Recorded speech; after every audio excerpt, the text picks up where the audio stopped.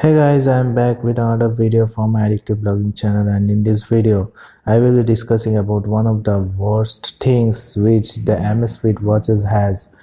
But before starting the video, if you like my videos and if you are tech enthusiast, then you can subscribe to my channel, hit that bell notification, because I will be bringing this type of videos more in the future. So this video is about the worst feature that Amazfit watches has, but I will tell you that I am not here to tell the negative things about Amazfit watches, but definitely Amazfit is doing a great job by bringing in this type of watches for the mass of the people, where we can purchase this type of watches for a lot lesser price. But what happened is I purchased the Amazfit BPU watch first, and I paired the watch with my phone, which is the JAP app. I downloaded and paired the watch. So at that time, what I did is I did a lot of activities and I did a lot of things, and with this watch I really got a good pi score, and I got a good many activity, and everything was synchronized with the app itself, that is the Amazfit Zap app. And after a while I purchased this Amazfit GTS 2 mini, and I wanted to configure this watch also with the Zap app, that is this app, Zap app. So when I paired, surprisingly what happened is the watch which was there, Amazfit BPU, it showed me a notification that I need to remove that watch in order to get this watch paired with the app. So okay, I removed the watch, but when I paired this watch with the app, the data should be synchronized. Whatever data I got with the Amazfit BPU watch, which is synchronized in the device, like in the app, should be synchronized with this watch, right?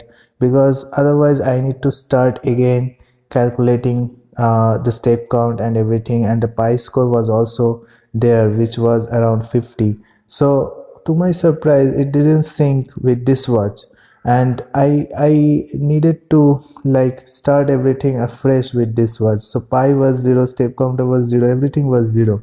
And in the app also it was there, the data was there, but it was not showing the proper data for the day. In the history the data was there, but not properly it was showing also. And pi score and all I needed to again increase from this watch. It is like if starting a new fresh step counter with this watch, and the other old data just got erased from this watch. So that is not at all good according to me, and Amazfit can fix that with a software update, obviously. And I will ask Amazfit to fix that, and if it is fixed, then that will be a game changer. And if we can connect and keep the both the watches here, if we have 3-4 watches of Amazfit and keep all the watches here and synchronize the data whenever we wear whatever watch, if the data was synchronized in this app, that will be a real good thing if Amazfit can do this. Because now what is happening is only one watch we can activate and only one watch we can pair, and we can get the step count from only one watch, which is not at all good. Because we can wear any watch, right?